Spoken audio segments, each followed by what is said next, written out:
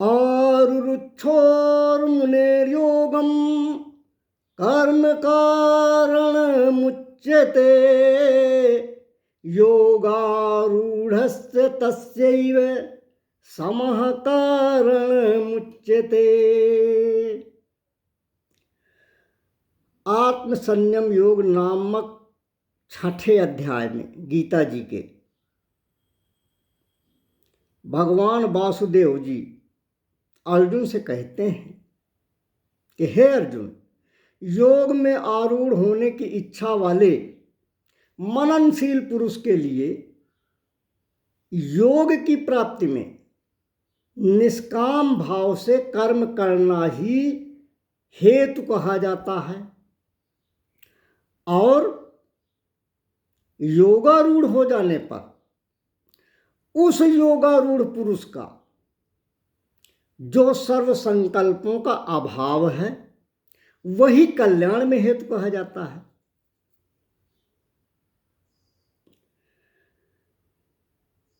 तो मुने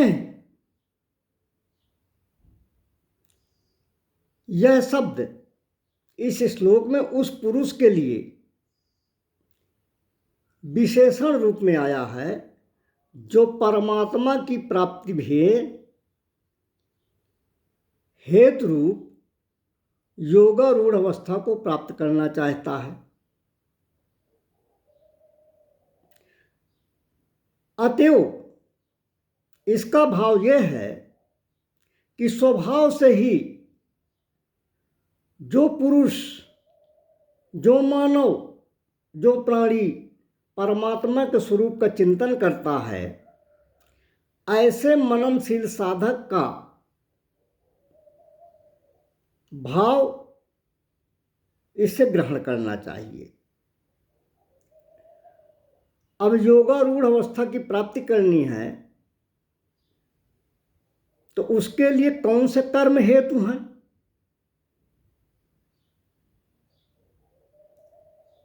वर्ण, आश्रम और अपनी स्थिति के अनुकूल जितने भी शास्त्रोक्त कर्म हैं,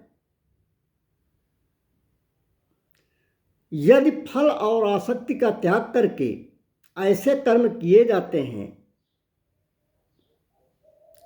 तो वे कर्म योगारूढ़ अवस्था की प्राप्ति के हेतु हो सकते हैं, उनके सहयोगी हो सकते हैं। अब योगारूढ़ अवस्था की प्राप्ति में कर्मों को हेतु क्यों बतलाया गया है? हमारे शास्त्र ये कहते हैं, वेद कहते हैं, पुराण कहते हैं कि कर्मों का त्याग करके अकेले में ध्यानस्थ होकर ध्यान का अभ्यास करने से भी तो योगारूढ़ अवस्था की प्राप्ति हो सकती है। तो यह बात सही है कि एकांत में परमात्मा के ध्यान का अभ्यास करना भी एक प्रकार का तो कर्म ही है और इस प्रकार ध्यान का अभ्यास करने वाले साधक को भी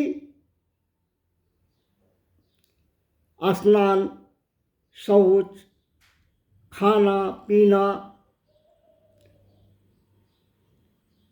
कपड़े पहनना, आना जाना और शरीर निर्वाह के योग्य, शरीर निर्वाह के लिए आवश्यक क्रियाएं तो करनी ही पड़ती हैं। इसलिए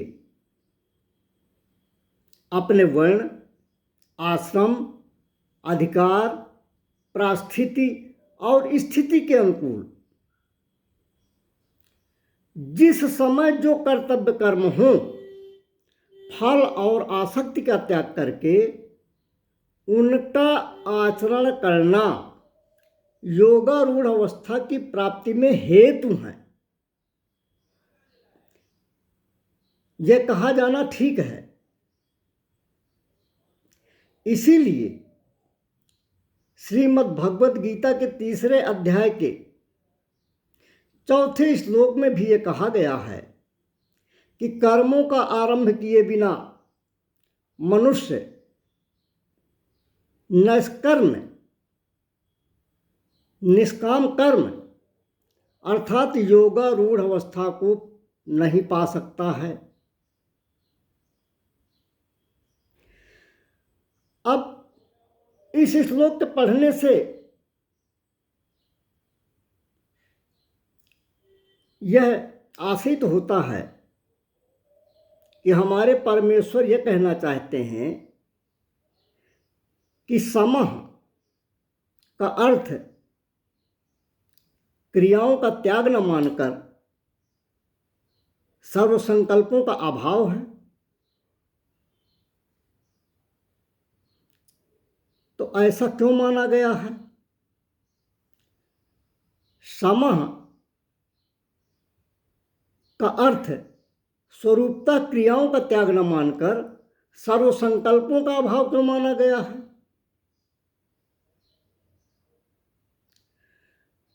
तो जैसा कि अभी इसी अध्याय के 6ठे अध्याय के दूसरे और चौथे श्लोक में भी संकल्पों के त्याग का ही वर्णन किया गया है। समः पद का जो अर्थ होता है वह है मन को बस में करके उसको शांत करना।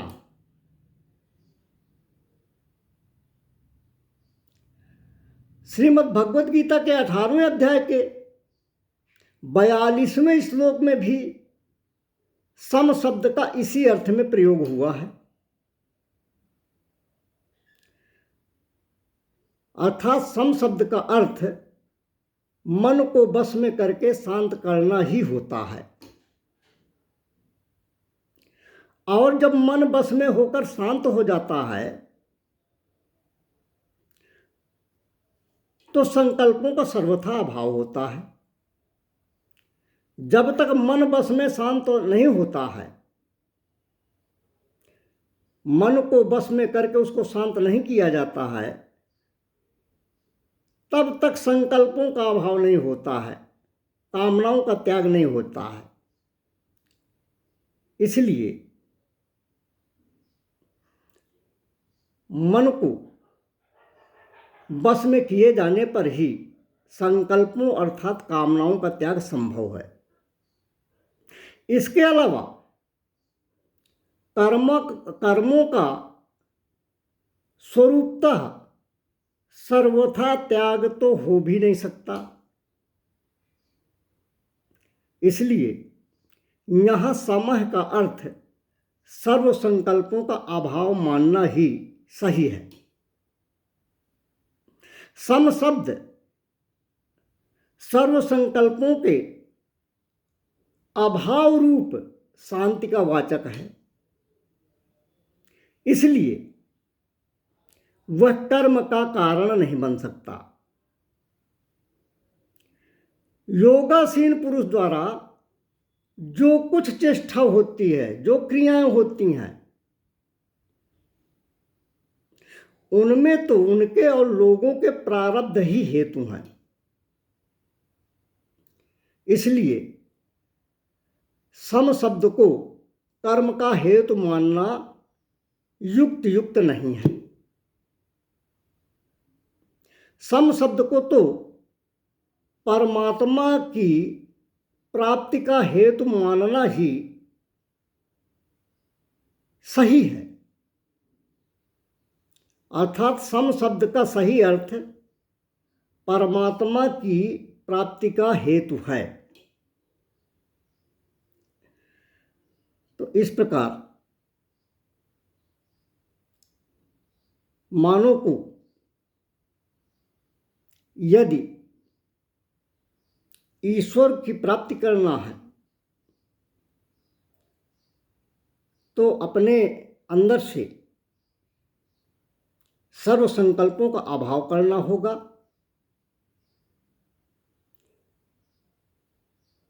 तभी योगारूढ़ अवस्था की प्राप्ति होगी